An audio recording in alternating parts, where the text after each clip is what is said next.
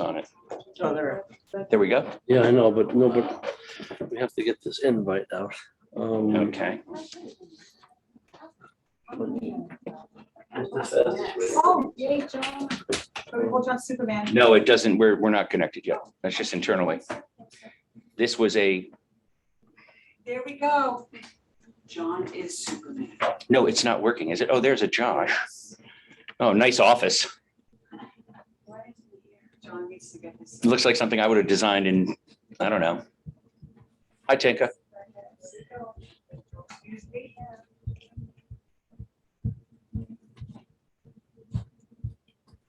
Now, no one else can log in though, right, John?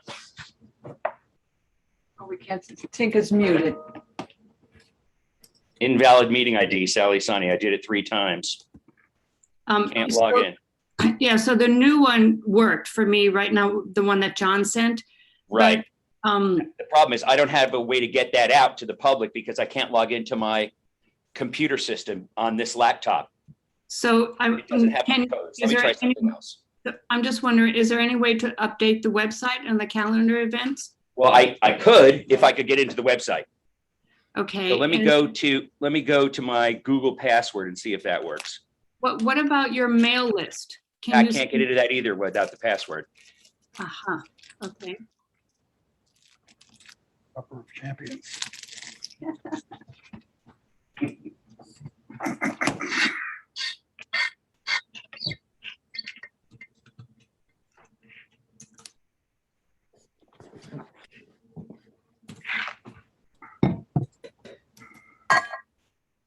Might be able to save it.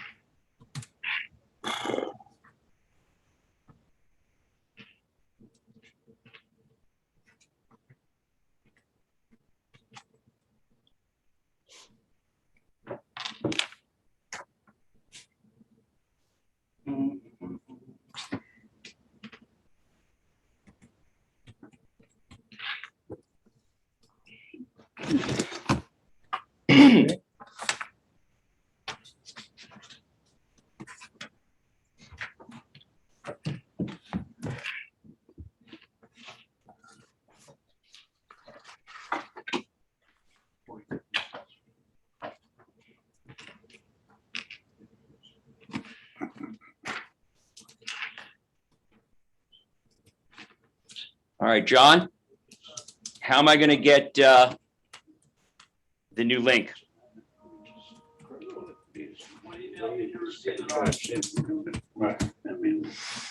I needed to send to the regular email, my Tuxedo account. And okay, I've got that. And I need the information. I can send it out. So you were able to log in? I'm getting into my MailChimp account. Okay, Now it's asking me for.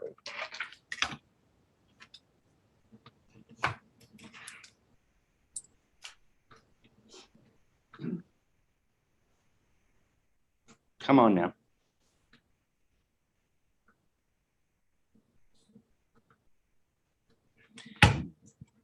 Didn't send.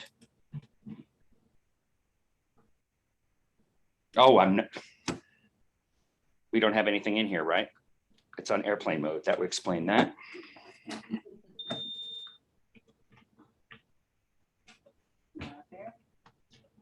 Hey, Jeff.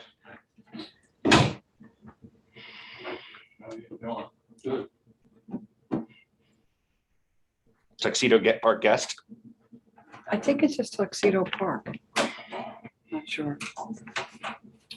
Were you able to get on the Tuxedo Park? Tuxedo Park secure. Password. Yes, is the one I like them. What? oh, seems like some people are getting in. What's the password? How come people are getting in and others aren't? No, it's not. I'm sorry, it's Denise and Joanne who. I sent those people the new invite. Oh, okay. What is the password for Tuxedo Park secure Wi-Fi? Tuxedo Park, lower cases. Oh, guest or secure? Secure. Oh, What's better, guest? Guest, Okay. just Tuxedo Park, no space, Mm-hmm. no caps.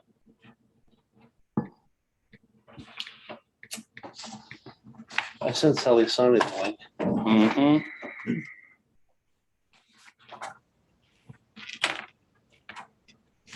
Incorrect password. Tuxedo Park without an O. Okay. Let's try it with an O. Got it. Here comes my password. Oh, come on, baby. Come on, here it is. Verification factor. 7, 3, 8, 1, 0, 1. Submit verification. Bingo. Now, how do I get the, I'm in. I need to send out an email now, and I need to send the new link, correct? Yes. Okay. And what is that new link? It says it, John, agenda new, here it is. Okay, That's your mayor's email address and your got it. business email. Come on now. Let's go, baby. Let's go.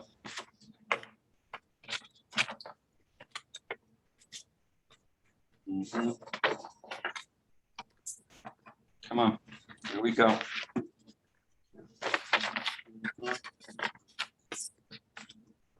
Mhm.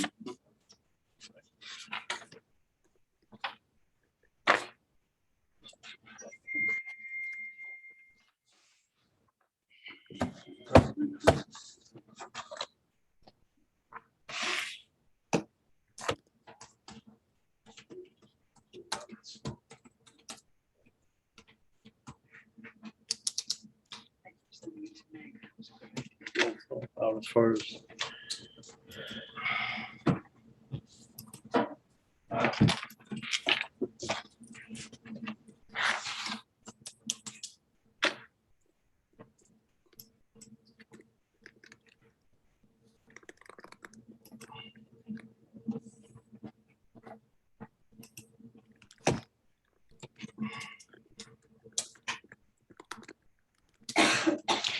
We're still going to make it by 7 because it's going to be fairly quick, the public hearings. anybody recognize Andy Krantz, Yeah, K-R-A-N? I sent him the link already. Okay, she knows who it is. Okay. It only has Chicago and New York. I will delete that for the confusion issue. Dun, dun. Boom.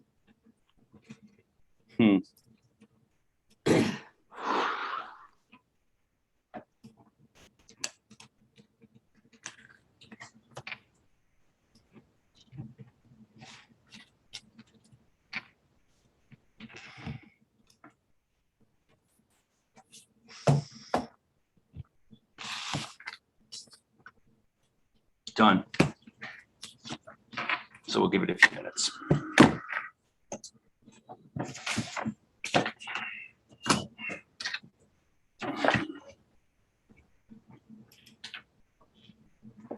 I give up. I'm really mad, Sally. Want email, tell her, check her email. I sent her the new link. 10 minutes ago. Oh, shoot, sorry. Hey, Mac, your Hi. email just came through. So Great. everyone should be getting it now. Thank you, sir. You're welcome.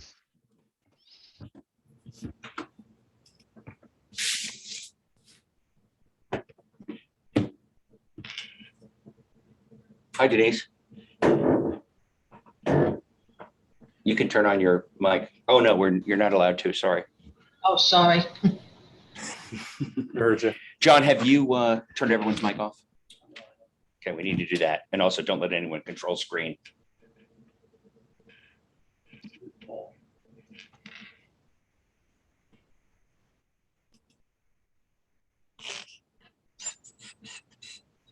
Yep, everybody Everybody's muted. Okay, thank you. And screen control? When I set up the invite, there's no sharing. When I sent it up, there's no sharing of the. Excellent.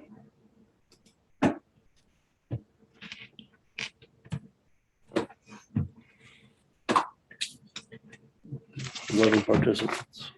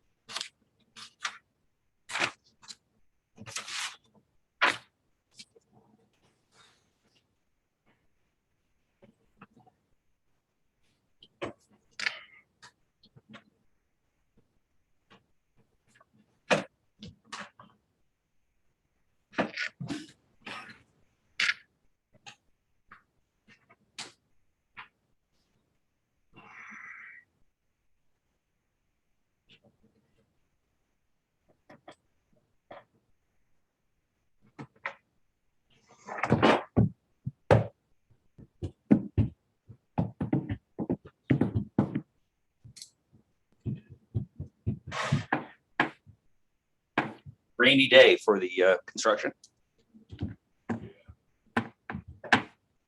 So what happens? Everything gets pushed back? Yeah. In the same grouping? Okay.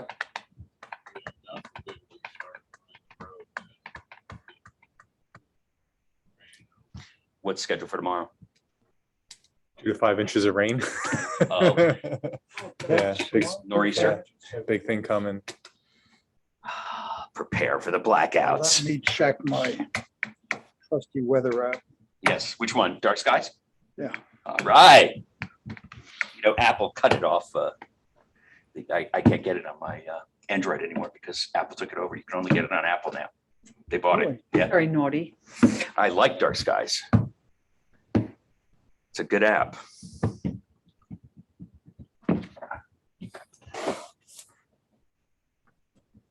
All right, so I don't know if anybody's gotten it. Well, we've got, God, I feel awful. There's, oh, hi, Mark. How are you? Mark Mayor, disappeared. Mayor, there's a bunch of people dialed in. Oh, good. So they're in the waiting room. Okay. I don't know. John, I don't, we got a bunch of people dialed in the waiting room. If you want to let them up, we'll start the meeting. Hi, Jim. How are you? Excellent. So as soon as you get them in the waiting room, from the waiting room, John, we'll start.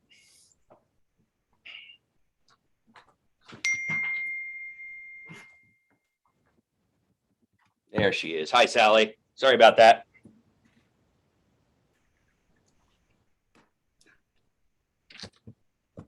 Mark Brennan was in. Okay, good. We're all muted. Everyone's in? We got 20 participants. Looks like we Okay. got 20 people on the screen. Okay. And the fact that they don't have their images on, that's a coincidence? They don't have their video on, so, Okay. but at least we see their names. Okay, good evening, everyone. Sorry for the delay. We had a technical difficulty with Zoom, and I'm going to call to order now the public hearing, the 6:30 public hearing. Let's rise for the pledge. I pledge allegiance to the flag of the United States of America and to the republic for which it stands, one nation, under God, indivisible, with liberty and justice for all. Thank you. Roll call, please. Mayor McFadden, Present. Deputy Mayor Shaw, Present? Trustee Brooke, Yep. Trustee Casker. Here. Trustee Shara. Here. Everybody's here. Okay, terrific. I'm going to open the public hearing on local law 2. Be it resolved that the Board of Trustees open the public hearing to discuss local law 2 to opt out of allowing cannabis dispensaries and on-site cannabis consumption establishments within the village of Tuxedo Park. Do I have a second? Second, Any discussion? All in favor? aye. Okay, the public hearing is open. Does anyone in the room have a comment they'd like to make about this local law, and then I'll go to the people that are on Zoom. Okay, let's open up. Anyone on Zoom, raise your hand if you would like to make a comment on the cannabis law.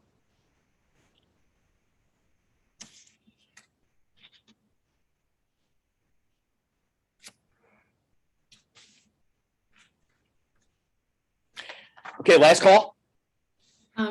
Okay. Jay Reichscott wanted to have his comments read into the meeting. We don't read comments into the record. I told them I would attach them to the record, Okay, perfect. which I will do. We don't read people's comments into the records for them. Okay, They can send someone to do it for them, or we can attach it to the record. okay. Anyone?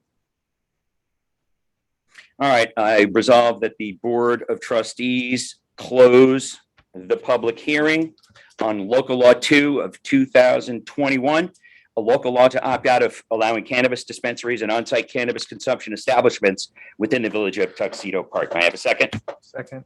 All in favor? Aye. Aye. Okay. Thank you very much. The next public hearing is local law 3, a local law to review site plans in the village of Tuxedo Park. Be it resolved that the Board of Trustees open the public hearing to discuss local law 3 to review site plans in the village of Tuxedo Park. May I have a second? Second. All in favor?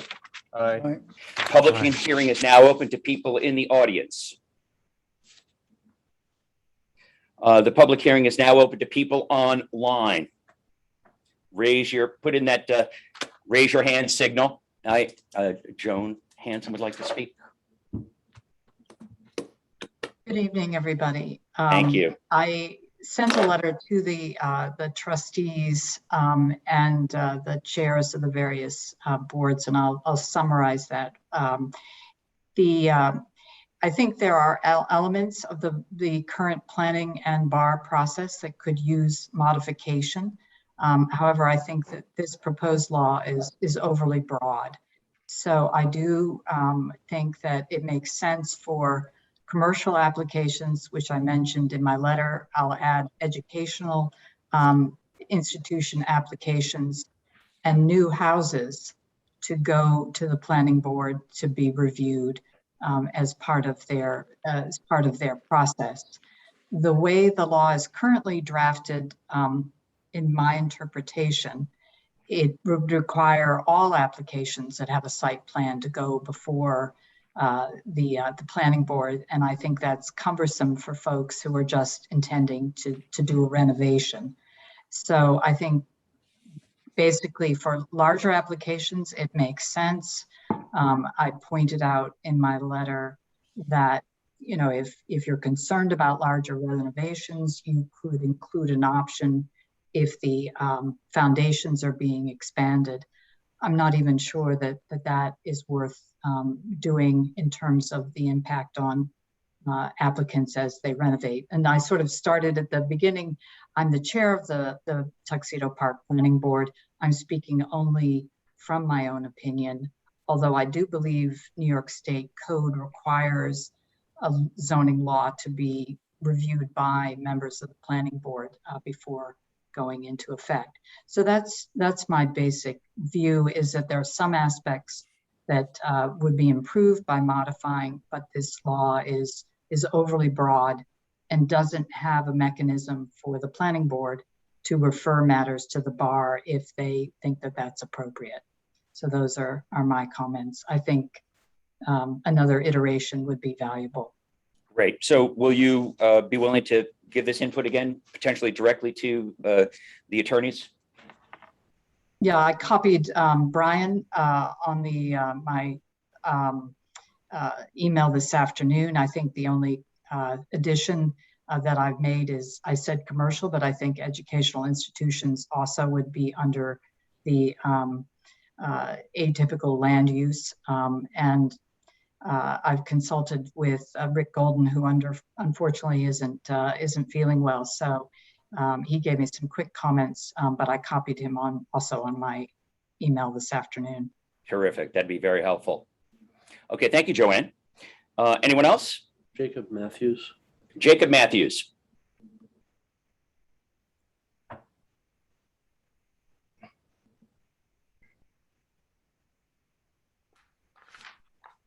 How did you turn off Joan? Can you hear me? Yes, we can, Jacob. How are you? Hi, thank you. I don't know if this is germane to the discussion. If it's not, just cut me off and mute me. But we have seen recent plans come in front of the bar that involve moving of driveways or parking pads. And it's my view that that potentially is something, I don't know for certain, but that potentially is something that should come under site plan review for safety matters and other such considerations.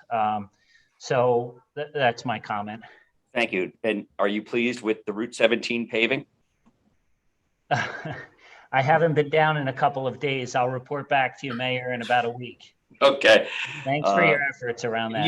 And you've been a terrific advocate for getting that work completed. Thank you very much. We should have had our boards review it. Yeah, and by the way, you were instrumental. I think, you got the attention of our local politicians, state level and local level. So thank you very much. Thank you. The quick background on this proposed local law change, Jacob, is that there was a site plan presented by the club, and it involved cut and fill, road cuts, storm drainage, etc. And I wanted that to go before the planning board. But the way the code is written, it went before the bar. The way the code is written, if there's an existing building on a structure, then that already has a C of O, then it has to go before the bar. So that was the impetus for making this recommendation. And we're gathering now information from people like Joanne, who's the chair of the planning board. And I know that Jake has also, the chair of the BZA has also commented. And so has Sheila Traylens, who's the chair of the bar. So we're getting some good positive feedback. And based on comments tonight, it's likely that I'll recommend to the board that we keep the hearing open to give us all more time to comment and potentially make a new draft. And so we'll see how it goes momentarily. Thank you, Jacob. Is there anyone else that would like to comment on the local law? Yeah, I guess I would raise the question about the local law has to be put into context of all the issues we're facing. We have talked about the fact that there are issues that come before the boards that appropriately or should be decided by the building inspector. John can do it. There are issues where if we're going to be resident friendly, we look at hurdles where it has to go before the board, and there is reallocation of powers. This is one example, but there are a couple of places it happened.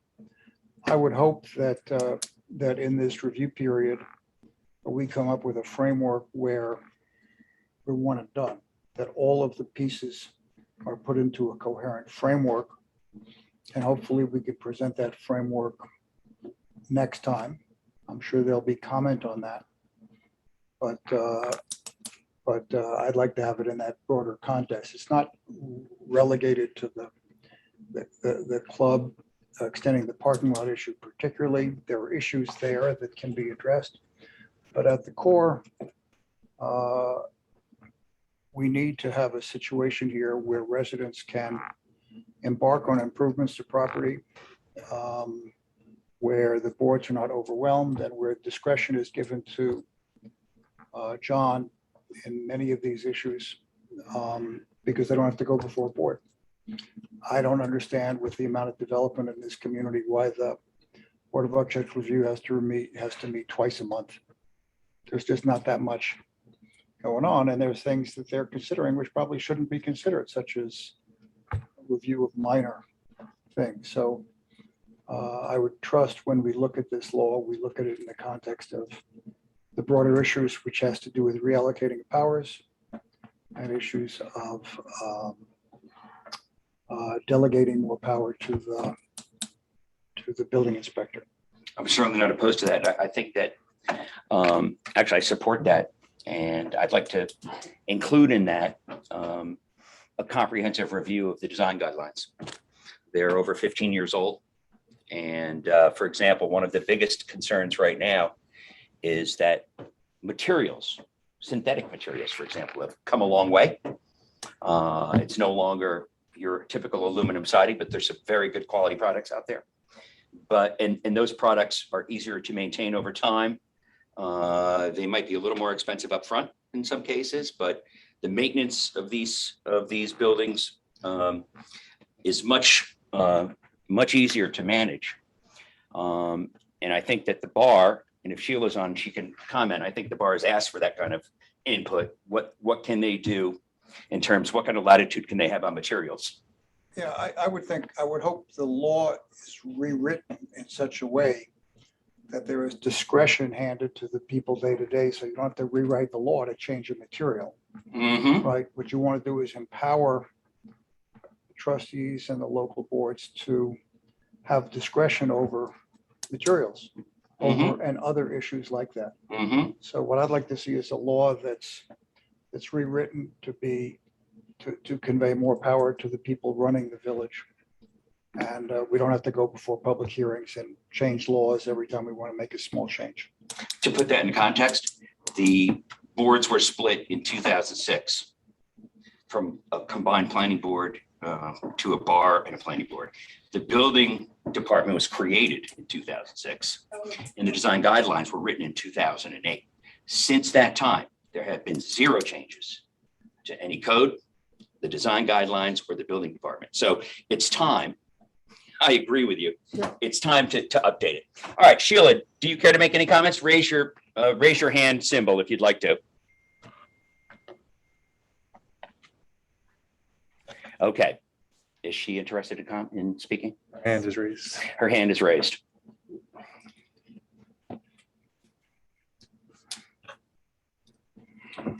Hello, can you hear me? Yes, Sheila, how are you? I'm very well. Good evening.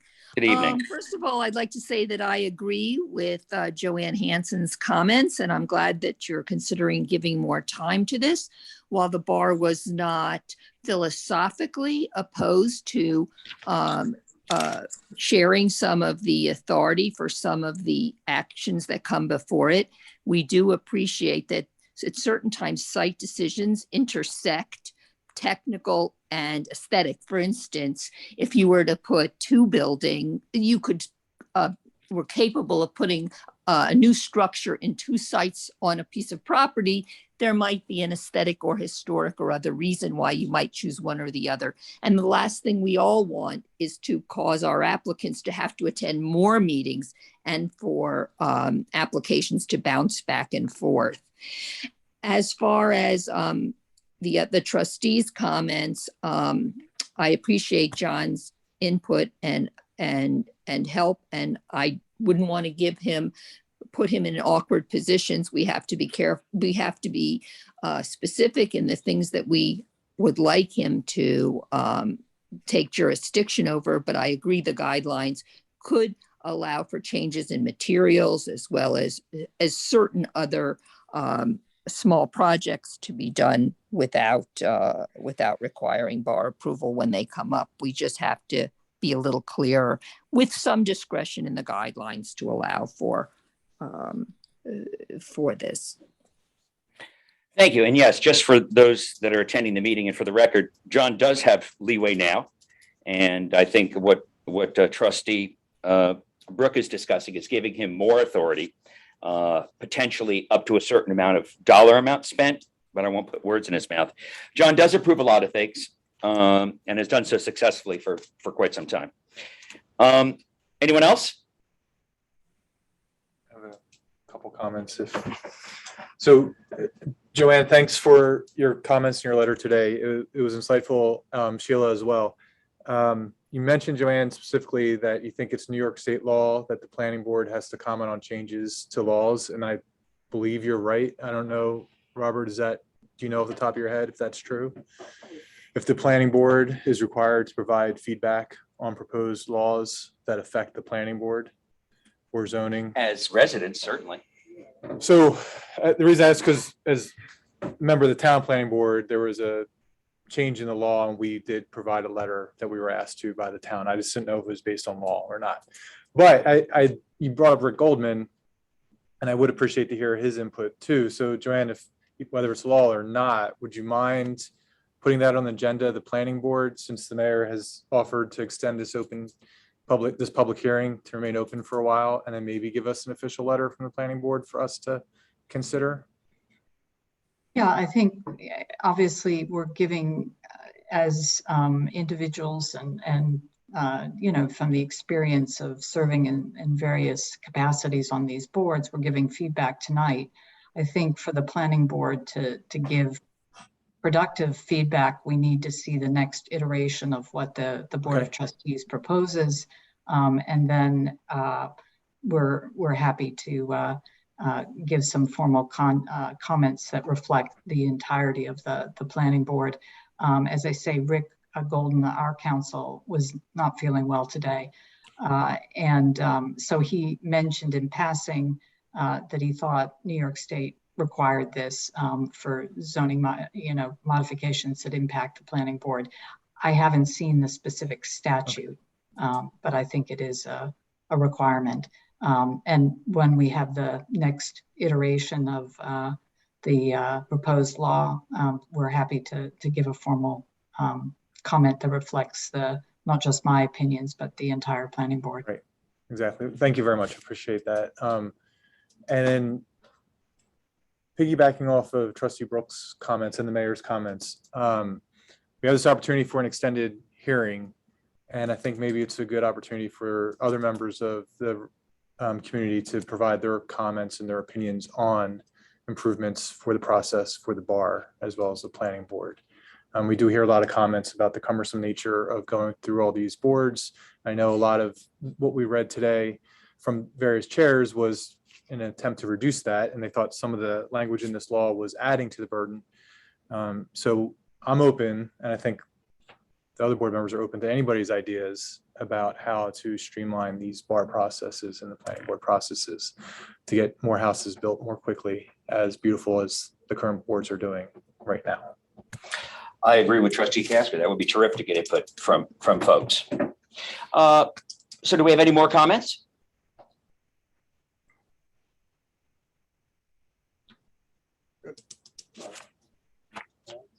Andy, hold on. Hi, can you guys hear me? Yes. Perfect. I just wanted to speak to the comment you made about potentially up to $1 amount being the threshold for what would be in John's discretion versus requiring additional approvals through the board processes. I just would, to the earlier point around not wanting to change these laws constantly, and given we're in an inflationary environment, I would think we would want to be maybe think about choosing a different metric, as well as the fact that, obviously people could build at $500 a foot, or they could build at, $125 a foot. So what you're achieving within that dollar threshold might be radically different. So as you think about, I think just in general, as someone who's been coming out here for 5 or 6 years now in the summers and purchased a house over the last about a year ago, as we've encouraged more and more folks to come to Tuxedo Park and enjoy it and think about buying a home here, this typically is a major area of concern, is the fact that, isn't it going to be incredibly difficult for us to build a house, or for us to go through any sort of renovation process? Is it going to take years? So I think that regardless of, I definitely think a broader review would be great. I think regardless of that, and thinking through, if this on page 2, the struck language in section B around even not, allowing the building inspector to permit things that have had a C of O in the last 5 years, I would have major reluctance about purchasing a home as somebody new to the community as a result of that. And so I would think that possibly a different metric or that rather than that spells out in more specifics what you can and can't do without board approval would be useful. Thank you very much. Excellent.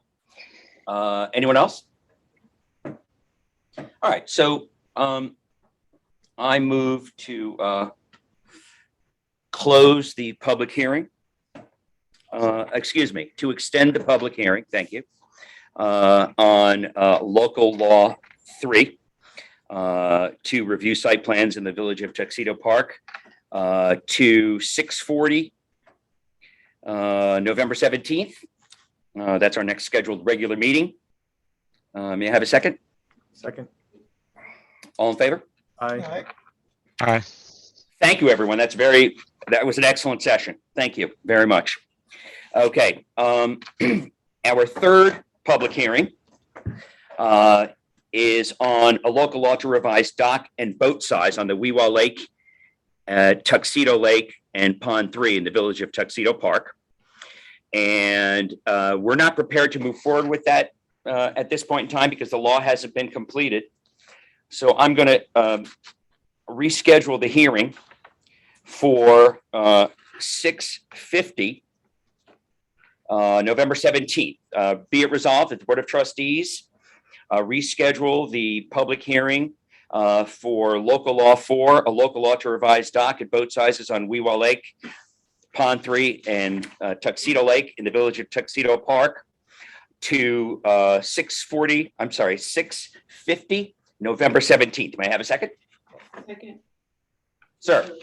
So to smooth things into the next meeting, if you want, the board can open up this public hearing and then just. And adjourn extend it. You prefer that? Keep it open that way. Okay, let's do that. The notice process. So, okay, thank you very much. Be it resolved that the Board of Trustees open the public hearing on local law number 4 of 2021, a local law to revise dock and boat size on the Weewa Lake, Pond 3, and Tuxedo Lake in the village of Tuxedo Park. May I have a second? Second. All in favor? Aye. It's now open. Aye. It's now open. Any comments? Okay.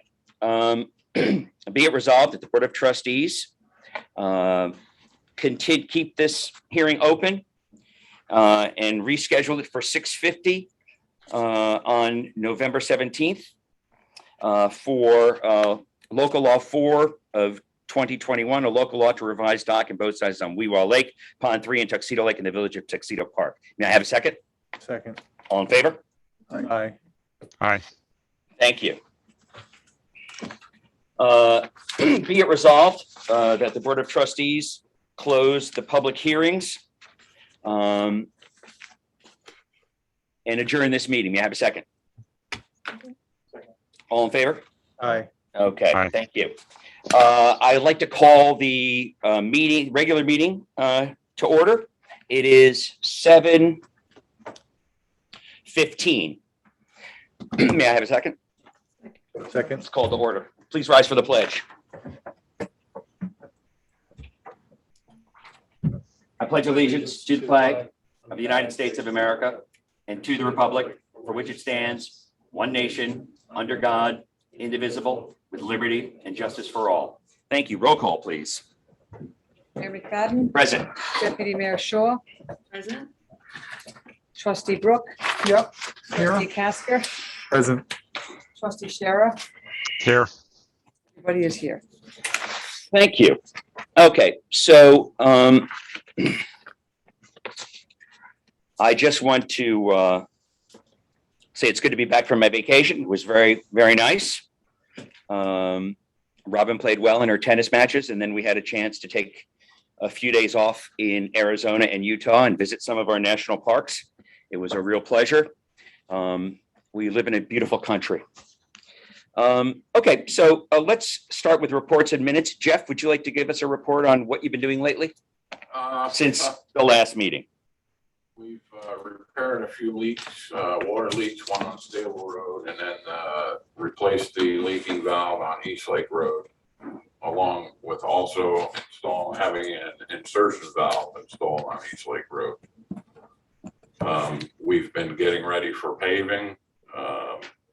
Shasta Lou. We spent a couple days patching it to level it off before it gets paved.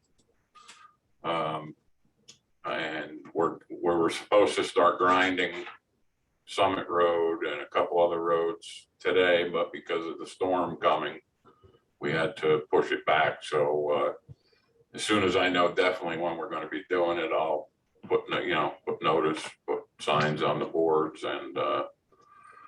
and we've also been working at the police booth, doing trim work, installing the new door for the booth,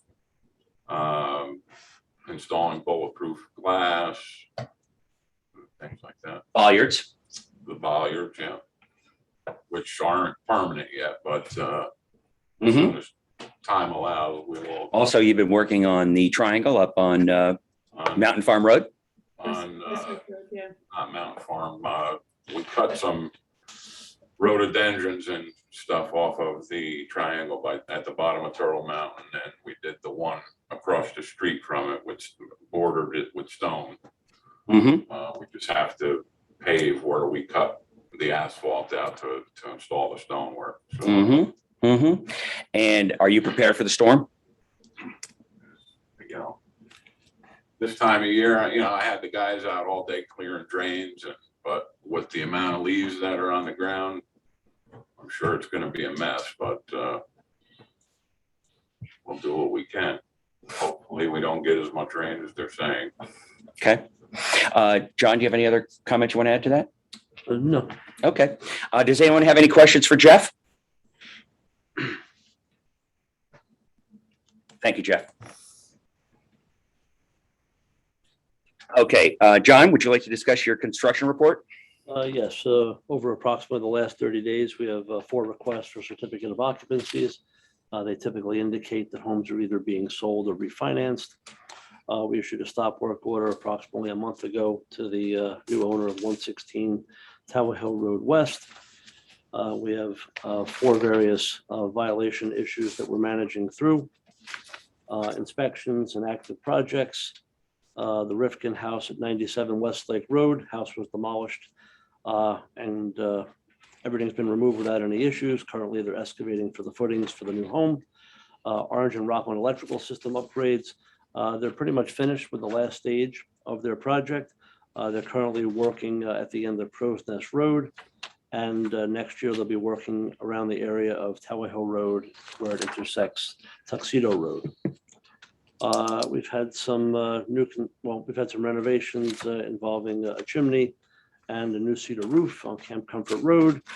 And the house at 2 Ridge Road has been completed. They finished complying with a violation issue, and they also finished their driveway within the last month. A couple other projects that are up and coming, 55 and 57 Clubhouse Road went before the Board of Zoning Appeals and received a number of variances that will allow them to do some renovations to their homes at 55 and 57 Clubhouse Road.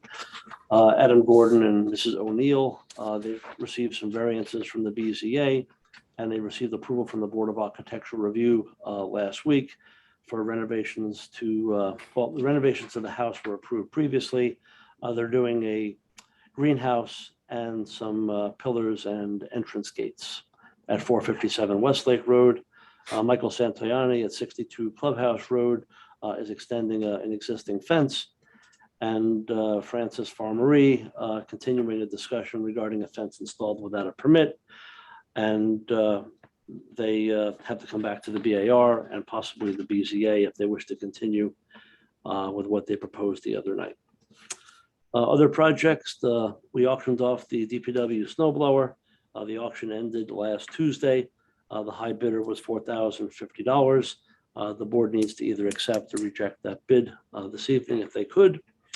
Working with Jim Hayes on the Climate Smart Community, gave Jim Hayes a bunch of information regarding fuel oil usage, natural gas, electricity, and diesel, and also the street light usage for 2018. And I also got 3 estimates to replace the transfer switch for the generator at the village office.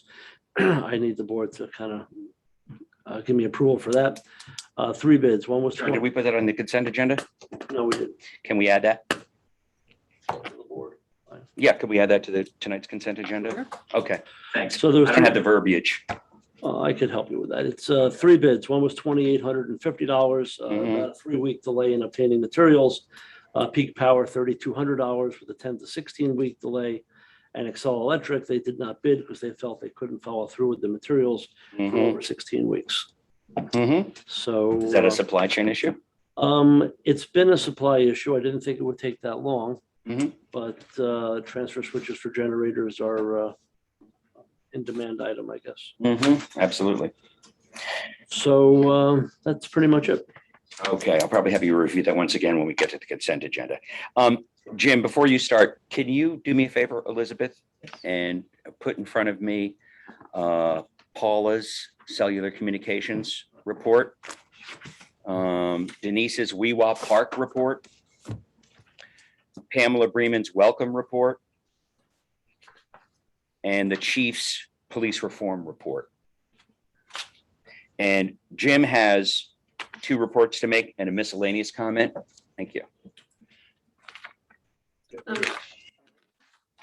Call for the Lake Committee. The summer season has ended and the seed sampling program, which involves taking samples from all 3 lakes every 2 weeks from the middle of June through the middle of September. And that's finished. And it was led by Sue Haywood, who did it in an efficient and determined way. The sampling team that did this work consisted of 4 residents of Tuxedo Park, and they were Sue Haywood, Odetta Beje, George Robertson, and Jim Hayes, and 4 volunteers from the town of Tuxedo, 3 members of the Christian Peverly of the Peverly family, Christine Peverly, Rachel Peverly, and Frank Peverly, and also Dale Matola was involved in that. So we had a number of people, half the people were from the town, half the people were from the park. 2 of the people from the park are octogenarians in their early and late 80s. So it's time that we got some younger people from the park to get involved in this program. We need them, and hopefully they will come forward. Those interested in participating in the sampling program next year should contact Sue Haywood. Her telephone number is 845-351-3473. Over the winter, I will take a look at past CSLAP data and prepare a short report on what the results indicate about the health of our lakes and why the program should or should not be continued. Last winter, I prepared the beginnings of a watershed management plan for the village, which made a number of recommendations. An important recommendation of that report was the mapping of the village's stormwater drainage system. This is important because if we know where the water is coming from, we can perhaps tell where the pollutants are coming from, and the pollutants can be mitigated in some way. To my knowledge, no funds were committed to this effort in this current budget, but if funds can be made available this fall, is a good time to start that work. If not, if there are no funds available, hopefully funds for this work can be included in next year's budget. Okay, for the Climate Smart Community Task Group, I want to thank Chief Conklin, Jeff Voss, and especially John Ledwith for help in gathering data to be used along with other information to calculate greenhouse gas emissions by village government operations for the year of 2018, which we will have chosen as our baseline year. Now, what will happen down the road is there'll be subsequent inventories, but there'll also be ways to make recommendations to the board on how these emissions can be reduced.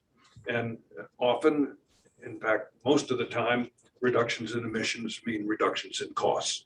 So there may be some upfront costs, but in the long run, there will be savings, and you will be able to judge whether these savings are worth the upfront cost. But we will make these kinds of recommendations to you. We also can use, this task group can use volunteers. So we do not have very many people, and those that are fairly busy. So we need more people in this group. Another matter that And that is of dead trees overhanging village wires. This has nothing to do with the two committees, but as ONR is replacing poles and trimming trees, it has done a lot of trimming of branches over the trees. Some of these are small branches. Sometimes they've trimmed a lot of branches, but what they haven't done, which is to me surprising, is they haven't cut down any dead trees that overhang the wires. And it seems to me it's in the interest of both Rockland, Orange and Rockland and the village to take down the dead trees. So maybe ONR can be talked into doing that. I mean, there are a lot of dead trees overhanging, at least in the areas where I walk. Have you worked with John on that? I haven't. Have we, Jeff and John, is that something we've been noticing, We chief? have been removing dead trees, and are you talking about the one up above your house that you? That's scheduled. I contacted them and met with them, and they're Okay, supposed so they got to it- take care that of it. does have a ribbon around it. Yeah. But there are a lot of others on Acoma and Ridge Road. They're scheduled to do those too. Yeah, I call them on a regular basis for dangerous. So all trees. over the park. Pretty much, yeah, yeah. Well, that's good news. So it's a matter of time. They do, Orange Rockland does have a policy about it, which means certain trees, even if they're dead, if they're a certain distance away, Right. or if they're above a certain size, they Leaning don't, away from the wires as opposed to. they don't touch it. So there are Orange and Rockland escape clauses in a lot of that work. Okay. Jim, All down right. across the road from your house, there's one very large tree, and I actually sat down with the Orange and Rockland people, and they said, it's leaning in the wrong direction, it's too tall. We can't do it.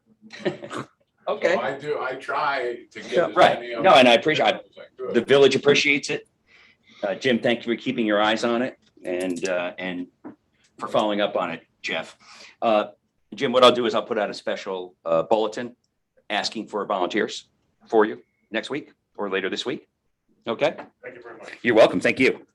All right. So I'm going to read the communications report, committee report from Paula.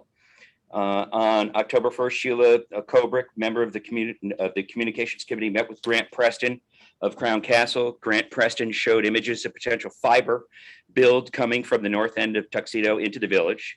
This potential fiber build would extend to the club and to the Tuxedo Park School. Crown Castle will look into providing redundancy on this network, which would prevent an interruption of services as a result of an act of God, which would bring down power lines. This redundancy would cost more, and Crown Castle will provide more details regarding this option.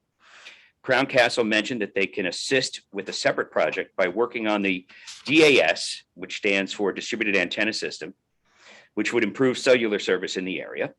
They will contact their carrier group to see if providers are interested in providing cellular service to the area. This system would consist of placing small antenna throughout the area rather than a large cell tower.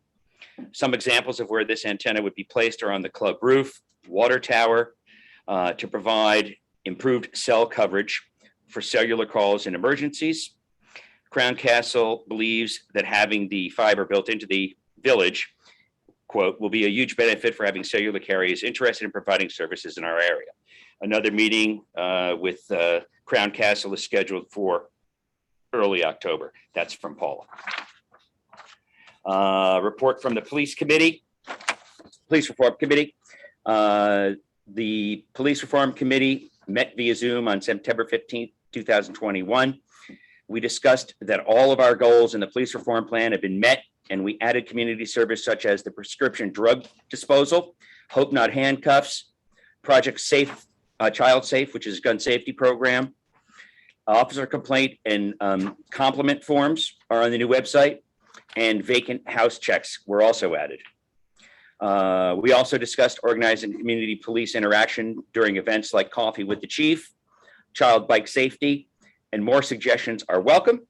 The new security booth provides an automatic gate opener, which was also discussed. The next quarterly meeting will be in December, January.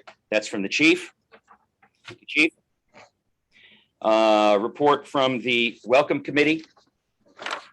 The Welcome Committee has communicated with all of its real estate agencies, all of the active real estate agencies in Tuxedo Park for input on the welcome packet we are working on for our new neighbors. We did this by reviewing home sales in the past year or so. We are still working on the content of the welcome packet, but have been close in touch with Elizabeth Dougherty, our village clerk, to obtain materials, who's also on the committee, to obtain materials necessary in producing the packet. We hope to have more to share for the next BOT meeting. Report from the Weewa Park Committee. Regarding Weewa Park, we are collecting 3 bids from professional aquatic management companies for co-management consideration. All 3 offer lifeguard services, safety zones, rescue audits, scheduling, programming, and event registration, cleaning checks, maintenance, and repair status. We intended to seek a co-management proposal from the Weewa Beach Club, but we're surprised to learn that they submitted a lease proposal for the 2022 season, indicating they are not interested in a co-management proposal. We are also in the process of looking at new designs for the park. We have 2 highly qualified landscape design build firms that are very excited to have the opportunity to be involved in such a beautiful project. We are expecting preliminary design concept drawings within a few months. With board approval, we intend to choose a winner for the park design and request taxpayer funding for a detailed design and renderings. In addition, we plan to begin our fundraising efforts soon, and we'll keep the board and community appraised of our progress. Do we have any other reports? We have the minutes. All right. Anybody have comments on the minutes?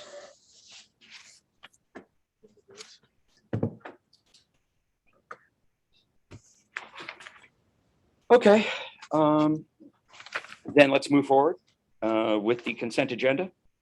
There are 2 items on the reports and minutes about distribution plans. Oh, right. Sorry about that. Do you have a plan? I do. Okay, great. So this is in regards to the license plate reader. The chief and I talked earlier this week. I see, Chief, some of the concerns I addressed have been updated in your plan.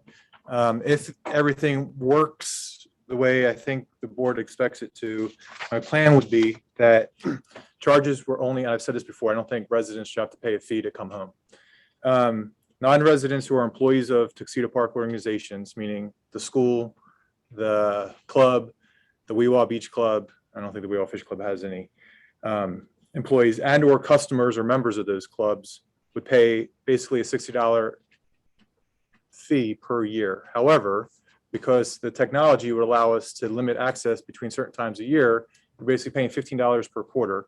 So if you're a Tuxedo Park parent, you only pay from September till June, and you're paying $45. If you're a member of the Weewa Beach Club and you're not a resident, you're paying $15 because you're only paying for the summer. Weewa Beach Club would be annual. Tuxedo Club would be annual unless you're a summer member due to a rental. I don't know if I left anybody out, but we can always talk through that. That would produce revenue close to $30,000 if my math is right, but there's no guarantee that that is. Now, that also means that no contractors pay, just like they don't now, and no residents would have to pay for access to their homes. Some of my concerns, though, are that as of right now, the system does not discriminate amongst times or locations. So once you give somebody access to the main gate, like a contractor, they can come in the south gate. And if the Weewa Beach Club is only open from noon to 6, they'd be able to come in whenever they want. Yes, Chief. I don't know if you saw. I did see that that was a change that they had that Change. She said, planned. In her email, she said, by the time we go live, that update will be So you'll be able to segregate by times. by times and by location of which gate. Okay, that's huge. And then the other thing, I think you mentioned your plan, but the fact that the camera has to be 20 to 30 feet behind the car. So now we have to extend the area in front of the booth to install a camera, possibly lighting, we're not sure yet. And my question is, what happens when the camera gets taken out? By a snowplow, by a car, and we don't have stickers anymore? Is that the best solution for accessing the gate? The actual camera is going to be on a pole that's going to be in the median that has been designed so that a car can't take it out. Okay. Like it'd be a curve with a median. But And wasn't bollards. and bollards? Okay. Okay. So But if That's the pretty camera, no, expensive to cover a camera. if the camera goes down, we always have the manual override. So people will come in, and until it's repaired, the police would do the best job they could, letting the appropriate people in the park like they do now. We don't have stickers. Like now they have stickers. Right. Yeah, we're Right. planning on getting rid of the stickers over a period of time. Yeah. And then the overarching thing, again, there are a lot of things I like about this. I like being able, Chief, for you to have the data to know how many parents are coming in for TPS because they'd be registered that way. How many people are going to the club? How many people are going in the main gate, coming through the south gate? And being able to track that, how many people are going to the Weewah Beach Club, if they're only beach club members. I think that's great, valuable information for you. But what's the benefit to the resident? Because right now, when I pull up to the gate, it opens and I go home. And in this system, when I pull up to the gate, it's going to open, I'm going to go home. So what's the benefit for the taxpayers? And in the mayor's plan for residents to have to pay a fee to come home? Well, would you like me to answer that question? Whoever's can give me Sure. that, Sure. the residents, that answer. Right. Okay. So we want to increase and improve security in the village. And right now, the standard operating procedure is that you state an address and name that you're visiting, and the gate opens. So this new system requires a license plate. So we expect a large increase in security of non-residents coming through, and a less stressful situation on the police officers. But in terms of the residents, it's very obvious what the benefits are. If your license plate's in the system, you go right through. You don't wait. It'd be great if we had a separate lane. We don't, but that's the benefit. Now, you mentioned in terms of the taxpayers. Well, from the very beginning, the system is intended not only to pay for itself, but to build a reserve for a special safety and security fund for the police to administer at the gates. So in addition to that, every single individual that comes in will have to have a license plate registration. So for example, you can put domestic help in the system. If you have to, if you can't pick up your child at TPS because something comes up, you can have your aunt or uncle do it, as long as you take your phone app and put in the license plate, and that only will last, a day or whatever the time frame is. So there's a lot of flexibility. That's been all clearly laid out in the chief's 15-page memo to the board, which I've distributed this evening. And I think that we should move through. You've already approved the TechWave system. True. You have, and it was passed unanimously. So that was also going to be paid for by fees. So you've already taken that step. And the next step I'm asking the board to take is that when I was signing the agreements for TechWave after the approval at the last meeting, I discovered that the kiosk that I thought was at the south gate was not. And I used that to explain why it was more expensive at the south gate. So that was an additional $8,000 that would have been added to the 33, which would have brought it close to 40 grand. And at that point, the chief and I said, look, let's see what else is out there. We also weren't really happy with the vendor installation price. So we looked around and we found this company. And I presented to you all a couple of weeks ago before my vacation, the new system, which is a license plate reader. And it's less expensive and more efficient. And we really like the price. So that's why I recommended we switch. And I sent you all of that paperwork. And I think that you have enough information this evening, the trustees do, to approve that safe passage system. And then in terms of establishing rates, who pays and things of that nature, I think the chief makes a very good case here. And what I'd like to do is give the chief the authority to massage this proposal that he's made for us. For example, we're talking about, say, charging the Tuxedo Club members in the Tuxedo School, 15 a person or something like that, one-time fee. But also, the chief and I have discussed a lump sum fee for the club and for the school to cover everybody. So there's going to be decisions made in terms of the administrative procedure of this rollout, which I think we should give the chief the discretion of with board approval. But I think that in terms of setting the rates and the administration and the policies, we should move forward. Chief, you can come up with what you think is a proposal. We'll all read this and we'll contact you with questions. I think we should move forward. I know you're very excited about it. People I've talked to are very excited about it, and it will pay for itself. So let me, I've done some reading on it since then. And one of the questions is, this generates a lot of data. And where is that data used? Oh, okay. Okay, so for example, there are communities that have put in these systems. I read an article in, I was in Portland or somewhere.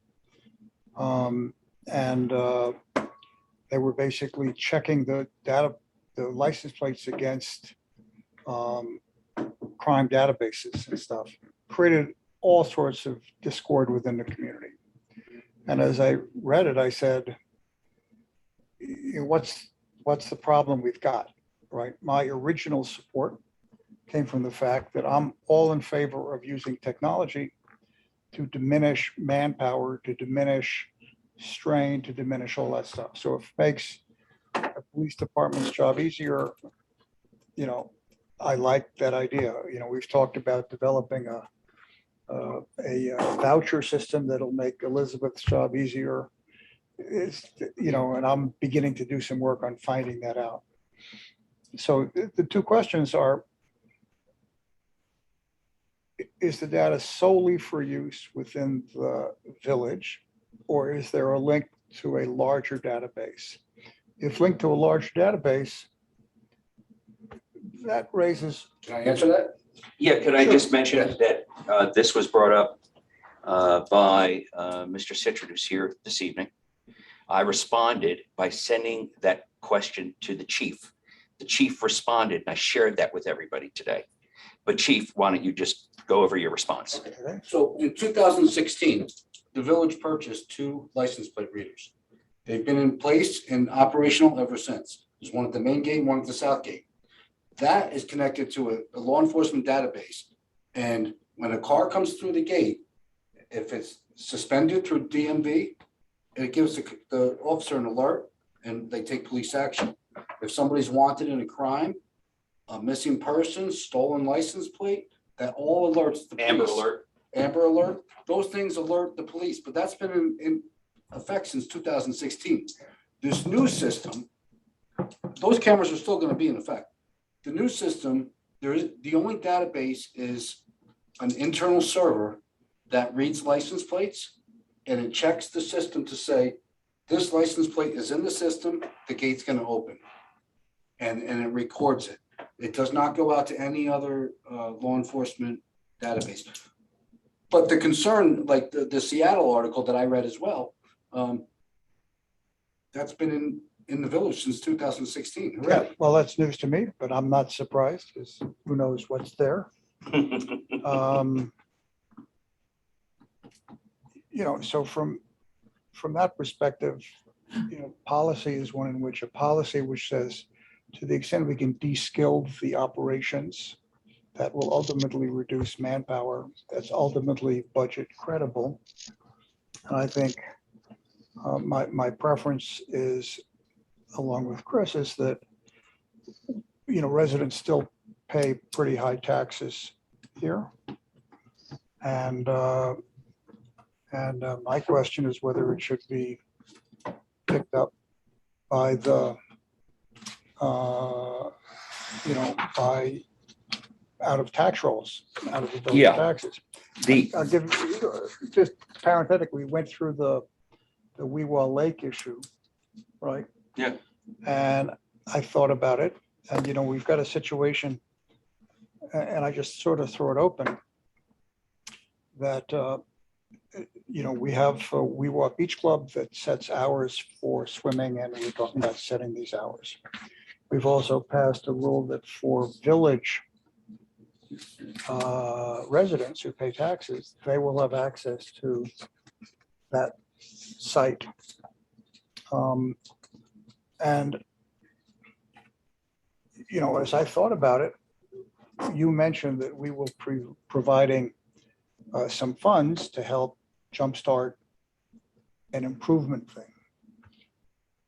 My intuition says I'm all in favor of improving the Weewah Beach Club. I think it's a community service. And to the extent that we provided a grant to the Weewah Beach Club of, I don't know, $20,000, $25,000 to repair stuff, and they would arrange how it's done, that fee covers membership of all the residents of the park in the beach club. Right? So we're actually paying something, getting something, and I think that'll reduce the barriers to utilization of members to do it. So I'm thinking through the whole issue about how we, if we're going to pay for improvements to the beach club and we're paying out of tax revenues, it should actually have something that provides a legitimate basis for all village residents to de facto be members of the Weewah Beach Club. And it's simple. The only, and that's a budget that the Weewah Beach Club has. It's richer than it would have had in the past. I don't know what the numbers are, but I'm sure we can make some judgments there. So I open it up to questions. So are we talking about the security system or the Weewah Beach Club right now? I migrated to the Weewah Beach Club. On the security system, it sounds to me that license plate reader has already been in effect. It sounds as if it works. It sounds as if it'll take down the burden on police officers if necessary. Well, it makes their job more efficient. It gives them more time to screen non-residents. Yeah, although without 2 lanes, it's hard to say. So Mayor, can I make a couple of comments? Please. So I think this system, for all the reasons that trustee, both trustees mentioned, I think it makes a ton of sense from a security perspective. The reality is right now, we really have no idea who's coming into the park other than people that have tags. Right. Because to your point, you can give a name and an address, and sometimes I'm guessing you can give less than that. And you get waved through. So we don't really know who's coming through the park or what they're doing in the park. And Chris, I think you provided a great example. Someone going in the main gate, going out the south gate, or vice versa. We will have all of that data. How we use it's, I think, a different question. But hopefully it helps us as trustees to make smarter decisions, and for the police chief to make smarter decisions. Obviously, efficiency is huge. I think, Paul, I agree with you. To the extent you can create efficiency, the system ultimately should pay for itself, right, over time. And I'm open to different perspectives, but I wonder if we actually need, and I think this was a common thing from both Paul and Chris, is I wonder if we actually need to charge taxpayers. And it's a question. I'm open to the discussion. Yeah, I think, I thank you very much. I think that is the question at hand. To me, it's not a big one. The use of this system increases the security for residents. because it allows the police to focus on non-residents. The gate opens automatically. Other conveniences for the residents, the taxpayers, for example, everyone gets an app on their phone. And if they don't have used computers, that's okay. The police will assist them. But for example, a resident has a guest coming or has a party. They can enter themselves the license plates of those individuals. And those individuals will not have to check in at the gate. And when they do go through the gate, the resident has the option to receive a text that their guest has arrived and is on the way up. This is also going to be very convenient. A lot of people like to have a call before a delivery is made. We have a big list of those people and so forth. So this resolves that as well. And for these conveniences, there is a cost for the village to implement this system. There's a man-hour cost, there's a labor cost. There's an annual fee of $6,000 to run the database and so forth. So in talking to people I've talked to, they're more than happy to pay a $20 or $15 for the third and fourth and fifth car fee for processing. One-time fee forever until you're no longer a property owner. It's not an annual fee. It's only a one-time fee. So for example, my family would pay 2 cars, $29.95 per car, 2 cars, one time forever for processing to offset the labor cost and the expense of the system. And then after that, third car would be $15.95. Then it goes on. Relatives can pay. Yeah, but I've read it. Let me just finish for the public. Relatives can now get a tag. And instead of paying, it's a one-time fee. Members, employees, guests, everyone but contractors, and domestics and so forth. None of those people pay. Now, I'm more than happy to put this out to the public and ask them if they're willing to pay a one-time processing fee. And we can use that as feedback. I could send out a survey and see if people would appreciate that or not. Now, if they don't, we'll adjust. I think the point is all of us can sit here and speculate. Anecdotally, people have told me it's no problem, but yeah, then again, it might be. So what I'd like to do tonight is just approve safe passage and move forward. And then in terms of admin for this, like you mentioned, Josh, we can kick it around and, we have time to do so. I had hoped to have proposals in place prior to this meeting, but they did not happen. And that's why we're sitting here now at the last minute debating this. I had hoped we would have had this information before us a week or so ago, and then we could have discussed it before tonight's meeting. That did not happen. So, I think that's really the way we should go. I'm fine with that. I have a comment. Yeah. In the proposal from the chief, what I liked about it, that whatever they're called, the Safe Serve, they charge by household, not by number of cars.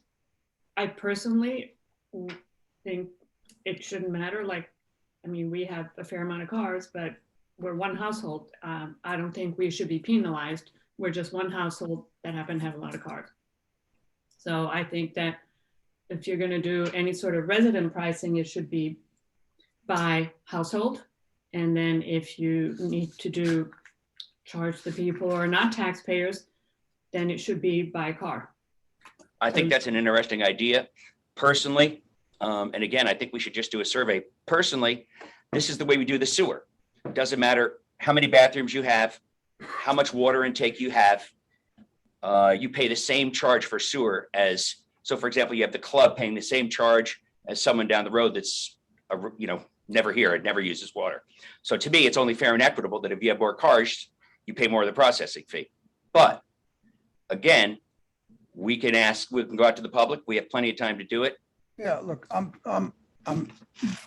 convinced, I'm supportive of it. My only comment is tinkering with it so it works. So Right. you can easily put a situation in which, for each family, there, two cars granted above that, or 3 cars granted above that, there's a fee. Club, okay. it's an That works ideal too. situation with the club where it just simplifies it administratively. If you're a member of the club, it's one of the things that if you want to use it, you have to, so I would say we support it as you suggest, and I would simply say, let's just tinker with the mechanics. If you want to send out a questionnaire, send it out. But in principle, having been chair of the board of New York City Co-op, when construction is done, there are elevator fees and there are fees for people who are doing the work because they're wearing down the facility. So we might disagree about that, but I think, I think what we should do is run the numbers, have a proposal, but in principle, we're agreed with that. And why don't we keep going? Yeah, I agree with you 100%. Right. Still some questions. Yeah. So you had mentioned that everybody's going to be in the database that comes in here. How are you going to enforce that? So my plumber comes up to do his annual service. He's not in the database. What are you going to make him fill out a form then? No, so what we're going to do is, and this is where this becomes more of a benefit to the resident as well. Right now, when that happens, the line of traffic lines up while we're vetting this person. What we're going to do is tell that person to go park over where the police cars currently park. We're going to be moving the police cars away from there, park people there. The officer can now come out of the booth, go to the car, properly vet that person with a tablet, enter in the information to give them a temporary pass. Meanwhile, when residents come up, the gate's still going to open and close if they're in the system. Right. So it makes for efficiency. Okay. And Chief, you support the residents having the power to input guests on an app? I don't. As see the mayor why described. I don't see why it's, the good thing is if that becomes an issue, it's a flip of a switch and we can turn that function off. I think it's something that we should try. Yeah, I think, we could talk about it later, but in principle, if I got a bunch of people coming to dinner, right, I don't want to say, give me your license plate to let you in, right? I mean, that's just, what you say is, I got 10 people coming in for dinner and, Great. So bottom line is, I've talked to an HOA as well, the same person you talked to. They disengaged that because it was being abused by their residents. I still have questions of how I've seen this happen before. And the line of people that are going to have to be in process that aren't registered is going to be an enormous burden on you. And unless this is thought all the way through. I'm not 100% convinced that this is right, and I'm adamant unless we have an agreement that residents aren't getting paid, I am not for this system. I don't want to kick this can down the road and say, we'll talk about it later. So I may be the only no vote, but I'm a no vote right now until I know that residents have to pay a fee. And the question is, so I show up to come home and I don't feel like paying a fee. What are you going to do? You're going to not let me come in the gate? No, you just can't come in automatically. If you want to be that guy, be the guy. Yeah. So whatever, don't pay. But and the other thing is, If the village decides to charge a fee and you don't want to do it, you could protest it. I don't know. What do you want me to say? Okay, but the other thing to think about is all these systems are on HOAs, probably 100% or a private business, right? They don't have schools and country clubs that can generate revenue. Not true. So why do we It's need not that? true. In fact, the references we called, one has a club inside it. Okay, the one I talked to doesn't. Right. Nothing but residents. I talked to the same woman you did. And Yeah. There's a club. She said we don't have a club. Because I probably have an email that says that too, and then follow-up questions. Because I asked her specifically about the number of extra residents. That's fine. I'm an army of one. I'm one person who disagrees with this right now. That I want to make about security. One of the biggest issues that we have, and this has been going on for years and never really addressed, is getting tags back when somebody, A, either moves out, B, is no longer an employee of the club or the school. That's one of the biggest issues is there's so many Tuxedo Park TP stickers floating around out there. They're like collector's items. But they expire. They do, except, well, the resident ones don't expire. Residents never expire. We have residents that have moved out. And the last time a resident tag has been updated was 7 years ago. So you have those tags floating around, you see them all over the place. And, you know, it gets confusing after a while. Like we have a whole thing inside the booth of what color, there's like, you know, because every year you do a different color for the non-residents. You know, there's like 8 of them now that we're looking for to see which ones are expired. It just keeps getting more and more. Yeah, let me suggest, we got, you know, I'm perfectly willing to say I'm not trying to kick the can down the road. You know, when I sit down and say, if you're going to take somebody who's not in the system and have them park over there and have a guy come over and do it, that's exactly what turns me against the system, right? The person goes up, gives them their name, gives them where they're going, right? It's photographed, they can go. It's not this huge cumbersome thing, right? And I think that's the way the current system works. I don't want a system that's more cumbersome than what currently exists. Okay, I've never seen 25 cars lined up to come in the morning, but maybe that's because I just haven't been around. Stop down at 8 o'clock tomorrow morning. Yeah, okay. But the answer is, you know, I think we can put in the system as is. We can adjust to it, but what I want it to be is something that's not burdensome for the residents. Right. Okay? Yeah. And if you're taking somebody like a plumber who's got to go sit and wait to put in all their information, I'm never going to ask guests coming to a dinner party for their license plate numbers, ever. Well, can I just comment on that? Okay. Do you, you don't have to do that. If someone says they're going to your house for a dinner party, then, and you decide you don't want to be somebody that would register their car, they'll wait. And another person who puts their guests in will drive right through with the gate lifting up. No, so the answer to that is, if that's the way you're seeing it, I'm changing my vote to a no. Okay. Because that is cumbersome on the police and user unfriendly to residents, right? The current system works reasonably well. No, it doesn't. What is our crime statistics here? Hey, we have people coming through that we don't know who they are. Yeah, what is a crime statistic? It's What good. are the numbers? It's good. We'd like to make it better. Yeah, what are the numbers? Don't give me, it's good. Give me a goddamn number and I'll know what investment I want to make to protect the safety. Right? My sense is I want this to be a user-friendly community. I don't want to create hostility toward coming and visiting. Right? I want to create land values that can go up in value. Yeah, And if you're telling me, no, I like, you know, it's just, you know, you work through the system. If the system doesn't work, you go back to what currently exists. But the idea of having people wait, well, some policeman who's letting all these cars in has to brake and go down.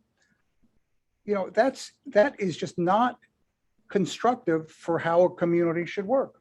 No, well, if the officer leaves to go talk to a person, everyone that's already registered continues to go through. The officer doesn't need to be in the stand. Can I read you some references?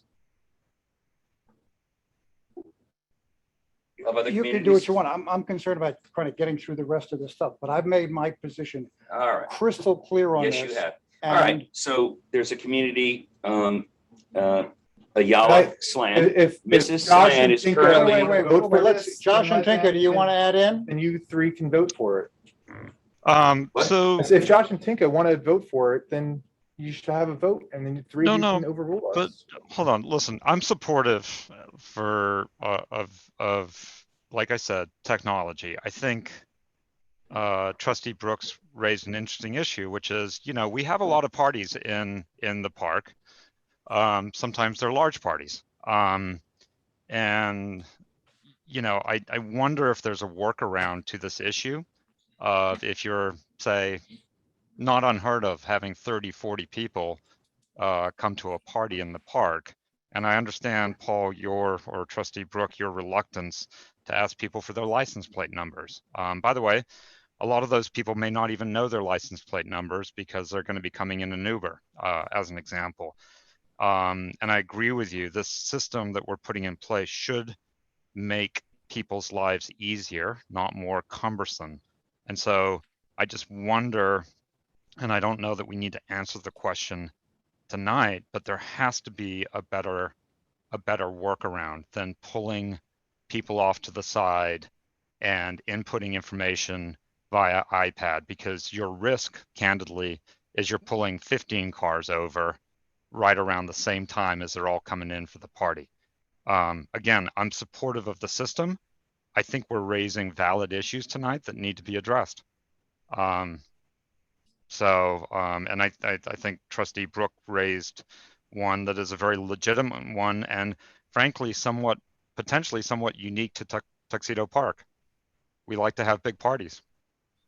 So I'm getting some comments here from residents, and I think we can certainly have a hybrid, and I don't see why we couldn't work it out where if you are a resident, you give your licenses, whatever you have for your cars, so that they're all registered. And if you have a party, you just call the gate, or if there's an app, you say, I am having a party this date, I'm expecting 10 to 20 cars. And that, just like if you have gold rackets, or if you're, the other, or weddings, you say, we are having a wedding function today and we are expecting X number of guests. I mean, as long as they know that there is an event and that people are going to the same event, I don't see any reason that you need, I mean, it's what we do now. And Tinka, it's a great point. What you could do is just honestly have a code word for that party, right? Like you said, yeah, that's I'm right. here for Haddon Tomes. I'm here, for the Shaw Halloween party, whatever it is. Right, and if you make it aware, the police is aware that you're having that event, then I don't see a big deal. And I think it's actually kind of creepy to register cars that aren't yours, that are, whatever, guests and all that stuff. But for sure, the residents should have their cars registered, I think, and because you want that automatic gate thing. And if you don't want to register, then you just stop every time you're there. So I think we can find a solution that is a hybrid of what we have now. And I mean, it used to be, I remember when we moved into Tuxedo Park, people would call the front gate always to say, oh, I have a guest so-and-so coming. So, I mean, I just think this is a good hybrid, and I think we can find a solution for both, how much. Yeah, I agree. I'll let the chief speak. I think that, for example, the party thing, that's a very good point. There are people that are going to want to be able to put somebody in that's expecting a delivery and wants them to go through and wants to have a text go to them when that person does enter. But I think there's definitely room for compromise in the registering for a party thing. What do you think, Chief? The whole point, again, for the resident visitor management system is for the everyday guest that's coming. Your nanny, let's say, or you have an Uber coming to pick you up every day, or a car service. That's for the resident, not for a party. I mean, for a party or for a big event, it would be come to the gate as normal. That wasn't even suggested. Amazon, I can't tell you how much Amazon deliveries come in at all hours. Right. That's certainly not something where I'm going to say I got an Amazon delivery. I mean, the answer is, look, if this doesn't work, I'll be the first to recommend we disable the whole system and go back to what we had before, right? I am very concerned that you have a system that's going to be cumbersome and user unfriendly, right? That is not workable. And as long as you are developing the workaround with us, we can go forward with it. But I am totally against something that's burdensome. The administration of this system has not been put in place. The only thing we're discussing is if we want to go to this type of system. As far as how we're going to, if we're going to allow residents to even put people in, that's a decision that the board needs to make. No, that's, look, I buy, that's why the comment was, Tinker's comment about a workaround. Right. Right, and, you know, Chris's comment was, I don't want to just kick the can down the road. You know, and I don't want to put fingerprints on anything again. I just like one and done. But the answer is, you have a sense of what the concerns are. And we have the power, if the concerns are such, you know, to disable the system if it doesn't work well, and you're sensitive to our concerns, and why don't we accept it and move forward? I agree. And I do think that there is a workaround for that. Absolutely. Yeah. It would be silly to have, That's not what that is Yeah. for. Yeah, why don't we keep That's for going? the everyday. Yeah. Why don't we Okay. keep going? all right. Thank you. I appreciate that, everyone. And thank you for your input. Okay, thank you, Chief, for this memo. Well done. Okay, so now we're on to the consent agenda.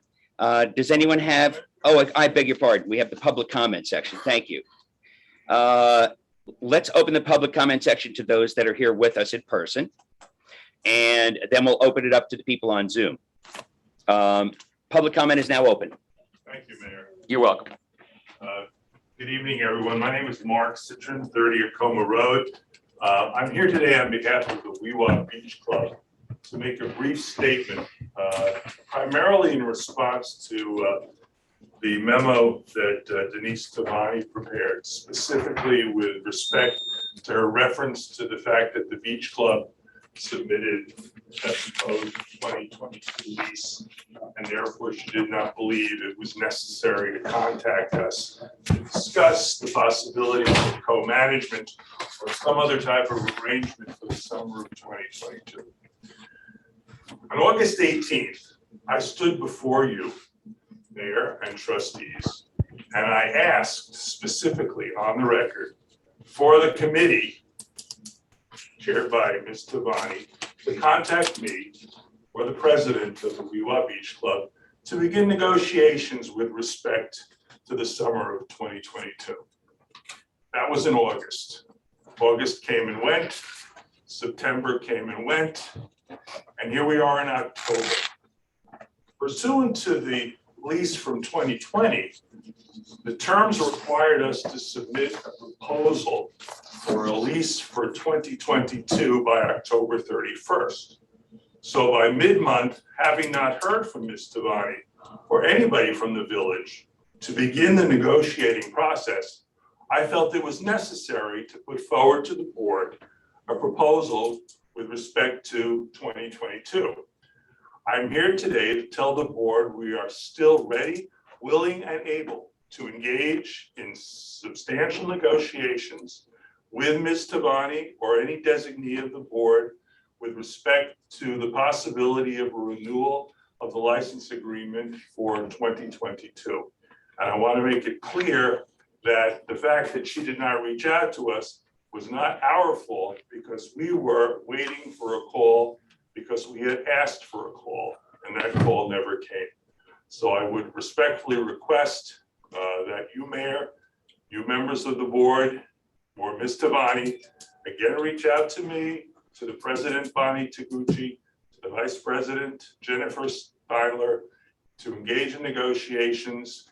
And I appreciate, Trustee Brooke, your suggestion with respect to a grant to the Beach Club in exchange. I'm not committing to that, but that's the type of discussion we would like to have with you.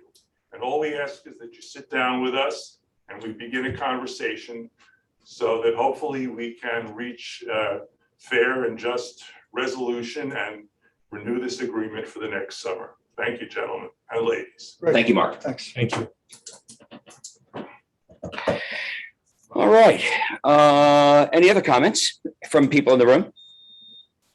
Okay, well, let's open it up for the floor on Zoom. Anybody that would like to make a comment, please raise your hand.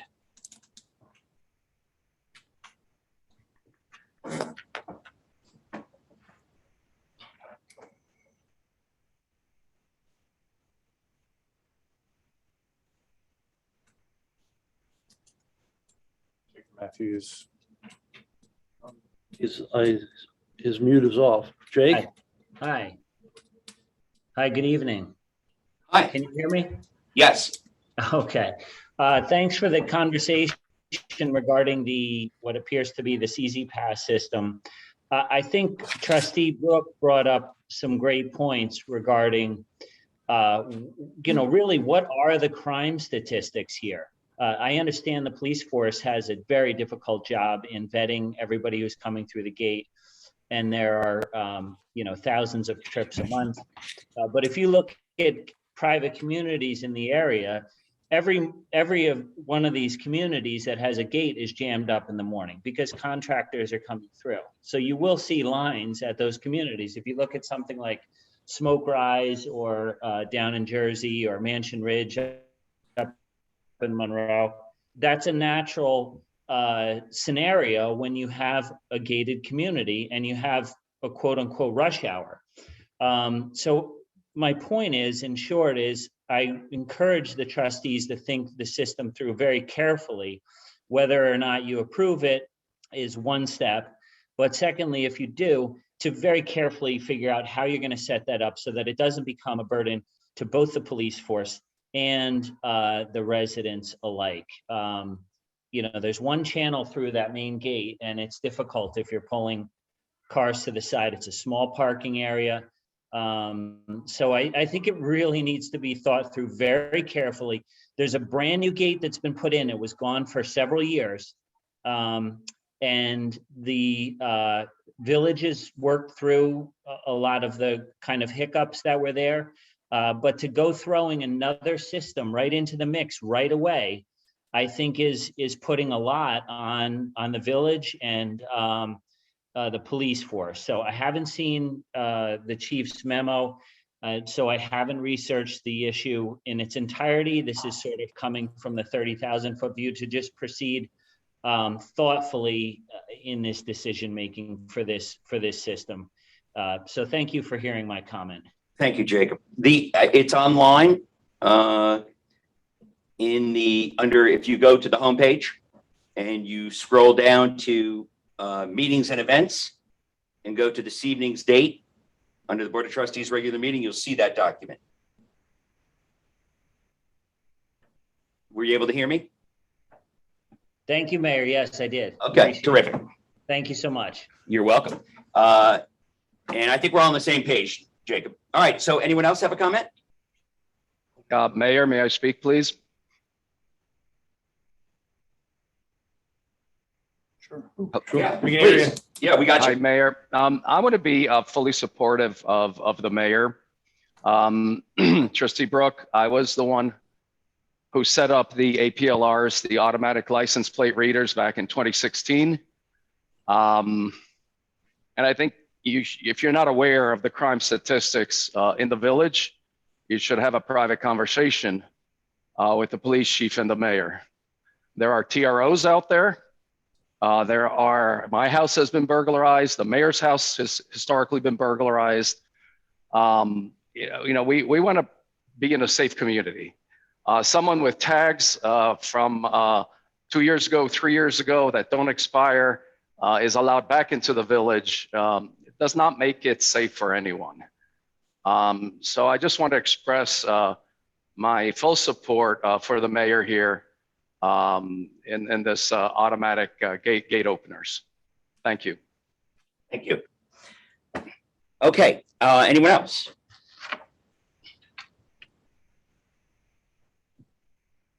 Good. Last call. Okay, thank you. The period is closed. All right, so let's move on to the consent agenda. Mayor, can I- Sir. One question. Sure. Halloween, Sunday night. Yes. We plan on closing off Clubhouse Road. A lot Yes, of sir. people have been inquiring, so if we can just put it out there, so. everybody I will. knows. Thank you.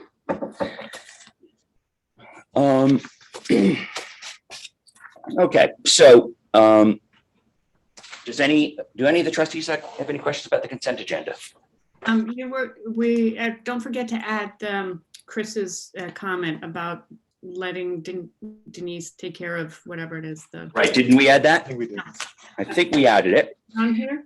Now, I assume you guys want me to take out the gate opener. Is that correct? Yes. Okay. I thought we agreed to move ahead with it.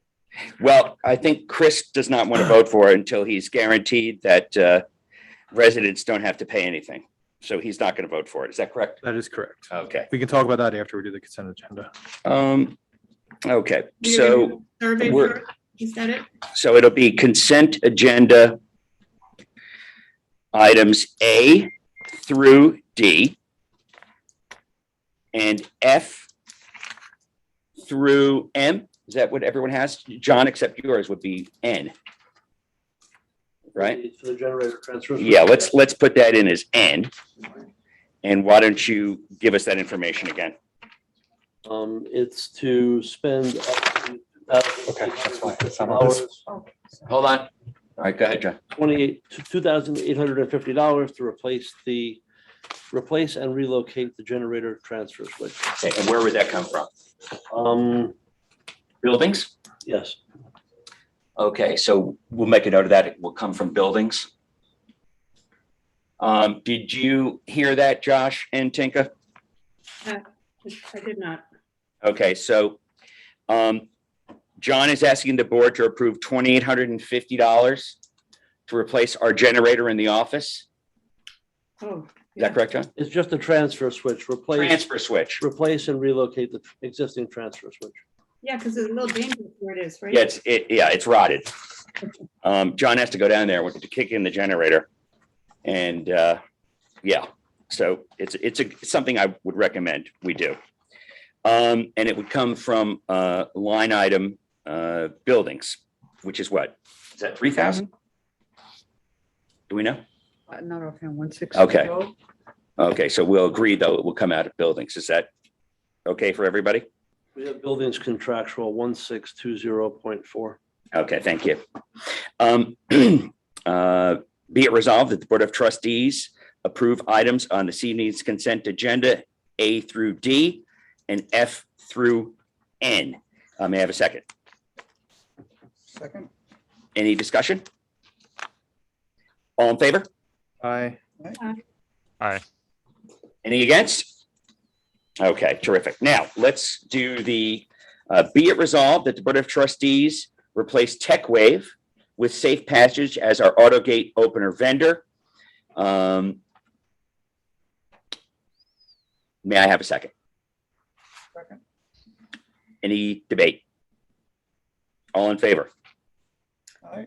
Hey, Josh? Yes. No. Aye. No.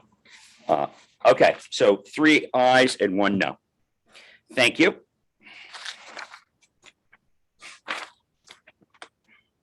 Okay, so regular agenda.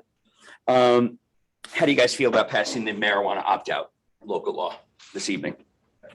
I'm good with it. I'm supportive. Supportive. Okay, be it resolved that the Board of Trustees pass local law, draft local law 2 of 2021, marijuana opt-out. May I have a second? All in favor? Aye. Aye. Okay. Thank you very much.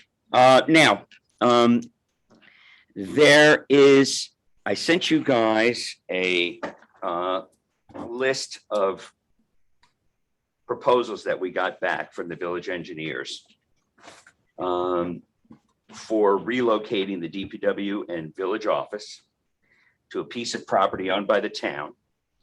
And in order for us to determine how much land we need to ask the town for, so that we can have a price, we need to know, we need to have a professional tell us how many square foot we'll need and what kind of lot layout we might need in a sketch diagram, concept diagram format. And the lowest price we got, was it 39 or 35? 39. 3,900. And I would like to ask the trustees to approve that expense out of buildings.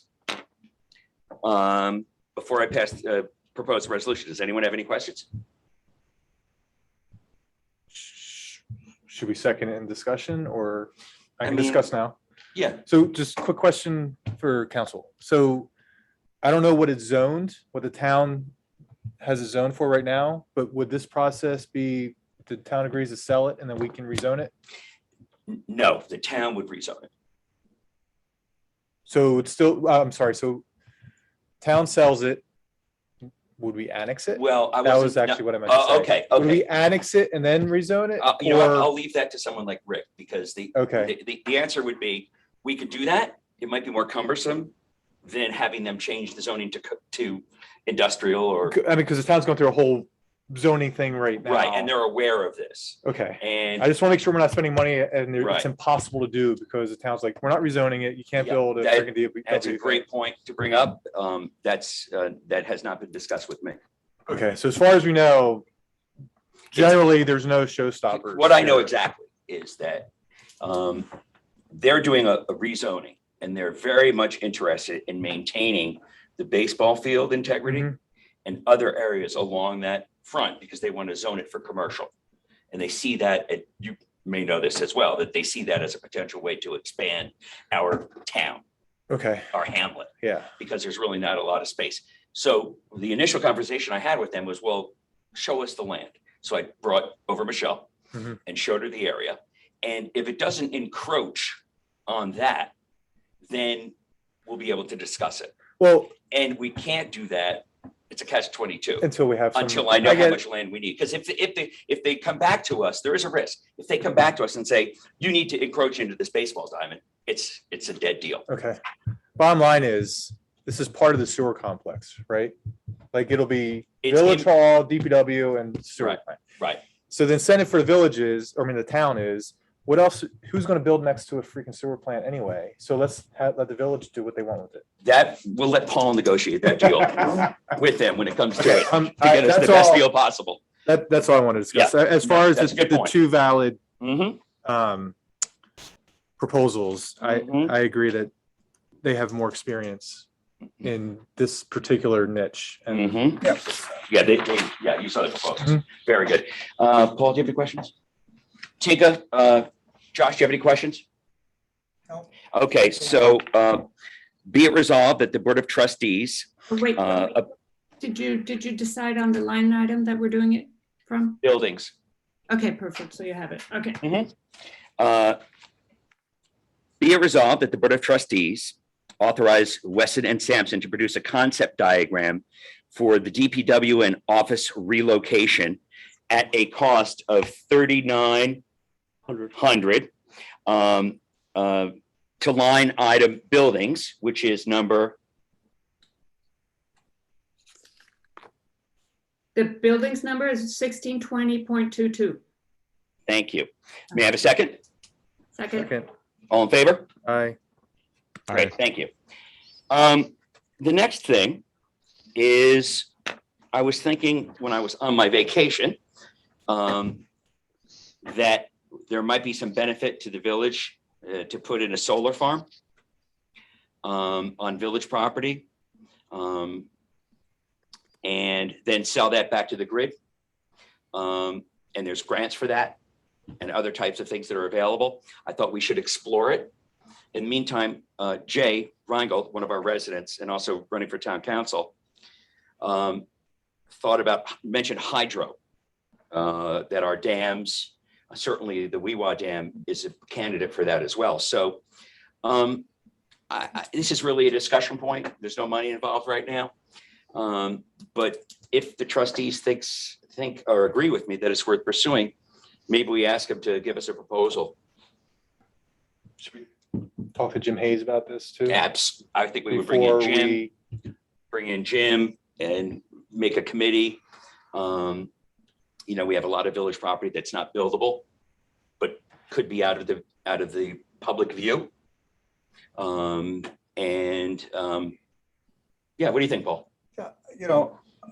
I'm in favor of exploring everything. I want to do it efficiently. There is, a decade ago, there was enormous interest in electric utilities to supplement power with people putting in individual power.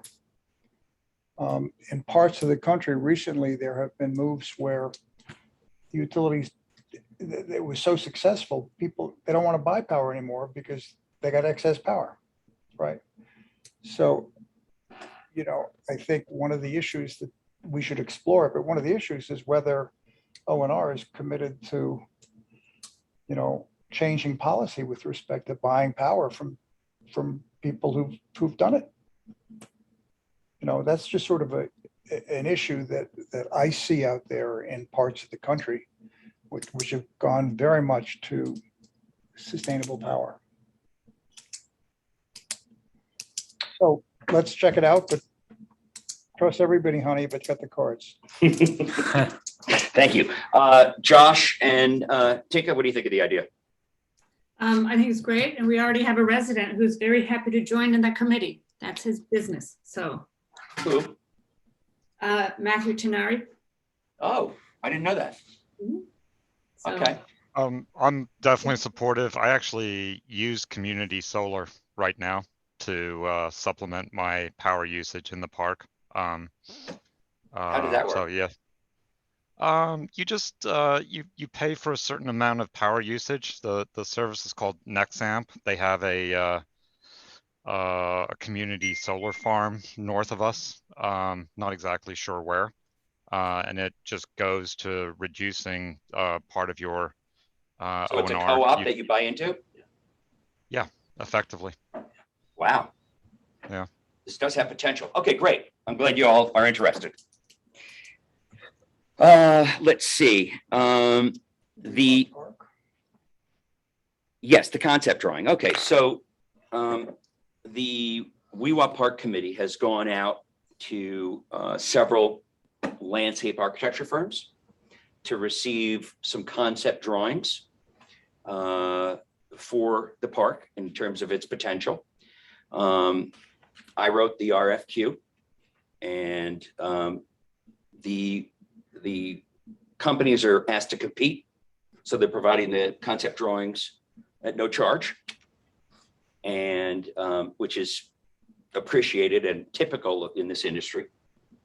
They have visited the site, had a number of conversations with them, reputable firms.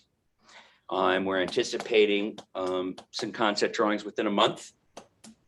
And then the next step would be to discuss with the trustees moving forward with one of them and establishing a strategy for moving forward. In other words, would we be willing to pay for it? Would we want to have donations be part of that, and so forth? But I wanted to let you know that's where we stand. Anybody have any questions about that? What's the footprint that you asked them to design? That's a great question, because right now it's the existing. But of course, But not the DPW. yeah, but of course, the potential is there for a phase two, which would make it spectacular. Yeah, it's a great question. Right now, it's phase one, Okay. which would be just the existing area that's used for the park. Paul, do you have any questions? No, I think phase one is great, and, hopefully when they do phase one, they're aware that there could be a phase two. Yes. But great, let's go forward. Okay. Keep going. Josh and Tika? I'm all for it. Okay. We're almost there, Paul. Okay, so let's see. We have a resolution for the Freightliner and hydraulic spreader. Did you all get the documentation? We have the revocable license agreement. You holding that in abeyance? Where's that? Oh, thank you. Okay, thank you. I think that, the Weewha Beach Club sent a proposal for the 22 season. And you heard the committee's report and you heard Mark's response. So, I think it speaks for itself. Personally, I would have preferred that if the Weewha Beach Club was interested in negotiating, that they had made that identification in the cover letter, which didn't, but it's no big deal. So my attitude would be to ask the committee to interface with them and see what they have in mind in terms of negotiation. You mentioned something which was some sort of grant. I mean, I think that should be brought up with the committee as a possible alternative.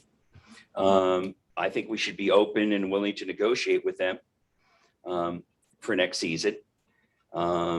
We do have options, and I think we should pursue those options. And they should be part of that pursuit. That's my view. So the sequence is, if Denise is head of that committee, you know, I could have a discussion with Denise and throw out my concept. She can talk to anybody she wants, but I'd like to have her mark up what they've done and give it back to us, and then we can opine from there. Yeah, I think you should definitely bring it up, and any trustee is encouraged to do that. And I think we should do that also, you know, take Mark for his word and approach them for negotiation. Yeah, well, it's in everybody's interest. Sure. I mean, I think. So what's in, I think, this board's interest is to not continue this policy discussion through the budget process.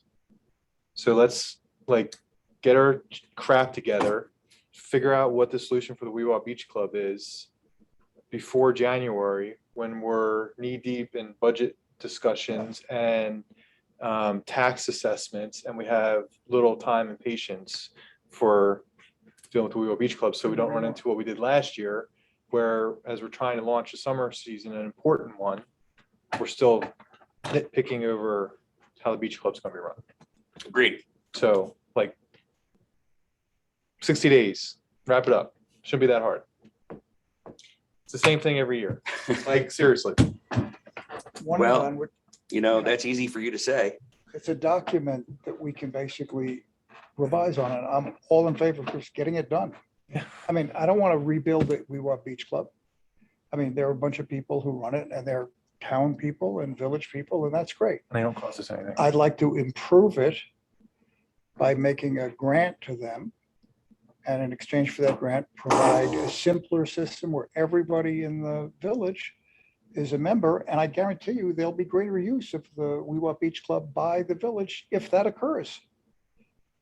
I mean, I used to be a member for years, and then I just stopped using it. I was thinking about going down and swimming one day, and I said, no, I can't go through the hassle of, you know, whatever the hassle was at the time. So the answer is, I'll call Denise this week, tell her to interact with, who was it who spoke? Mark Citron. Mark Citron. Mark Citron. We'll go from there. Okay. All right, what do we have next? Now, is everyone understanding number F? That was a last minute add. I didn't see the note. I missed it. Before the F. Okay, why don't It looks pretty cut and dry. do you want to take a moment, Elizabeth, to describe what's going on here? The police department is buying another vehicle, and the DPW, John can fill me in on that because he did more of that than I did. Right? Yeah, we, sometime early in the summer, we kind of approved a two-wheel drive, heavy-duty large dump truck. And we have to add a hydraulic sander and a plow to it. So, So I just brought everything to our people, MLC, and they said, oh, we'll do it all together because it ends up being a little bit cheaper. Well, that's that way. good. It's actually what we wanted. Right. We wanted to use that one lease and not have two separate leases. So, well, that's good. Okay. So that's all. So you feel this is an administrative situation? Okay. It's the same rate that we approved, the board approved, the prior board approved? Okay. I got you now. This Okay. isn't anything new. Right. It's not new equipment. It's Right. Well, new payment terms. what is new We've is, already approved it. yeah, except the spreader we didn't approve Right. because it's a different size for the new vehicle. But it all, I gotcha. but you do recall Yep, that there was yep. going to be a balance of money that we Yep. could use Yep. as long as you did it within 18 months and we wouldn't have to pay a penalty on that balance. Okay, terrific. Paul, do you have any questions? Josh, Tika, do you have any questions? Nope. Okay, be it resolved that the Board of Trustees accept MLC financing proposal for a 5-year tax exempt lease purchase of one Freightliner 2106 and hydraulic spreader for the DPW at a cost of $148,031, and one police interceptor at a cost of $47,895. 5 annual payments of $43,260.98 will be made, charged to budget code 3120.22, and $10,815.24. All right, I'm a little confused here. Police for their portion. So 25% is police and then 75% is DPW. Okay, and so did I read that correctly? Yes. And budget code, thank you, 5130.2, which is equates a fee of $32,445.74. May I have a second? Second. Second. Any questions? All in favor? Aye. Aye. Any against? Ayes have it. Okay, do we have any audit of claims? Would you like to read that? Yes. We have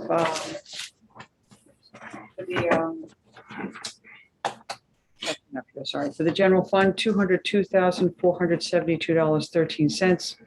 Water fund, $32,932.74. Professional fees, $4,997.70. And capital projects, $7,493.60. Adopted. May I have a second? Second. All in favor? Aye. Aye. Thank you. Any budget transfers?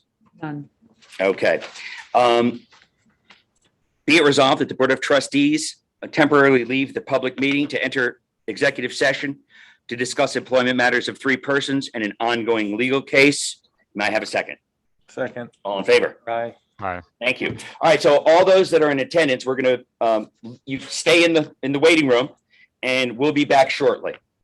If you're leaving us, thank you very much for joining us this evening. We appreciate it, and we appreciate all of your input. Thank you. Mayor, Tuxedo Reserve, can we have an update, please? I had asked the town if they wanted to give an update this evening, and they had a conflict because of their meeting. They will be following up with me tomorrow, and I will put that out. Thank you so much. You're welcome. All right, thank you, everyone. All right. Executive session, make a note of the vote Yes, and the time, please, and also any resolutions. absolutely. Thank you. No, thank you, Chief. Oh, Bye-bye. Chief, actually, I'm not gonna talk about it here. The PDA negotiation, I put some more notes together. I'm still not done. I told you I would send it to you. Yeah, we're still on. So I'll send it to you. Have a good night. Thank you, Chief. Thanks, Chief. All right. So now I have to leave the room, right? To go into Oh, you another. just No, did you it. just stay put. Bear with me for a second. It's coming. For your signing pleasure. I've been signing my took us off.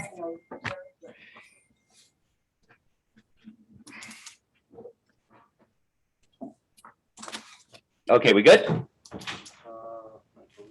So, hang on a second. Looks like it. Does. All right, I have 8 people in the waiting room, 3 people alive. Just the meeting room, Josh and Tinker.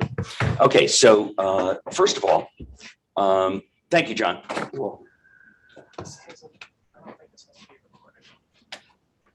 Doesn't have to be recorded. Correct. Thank you.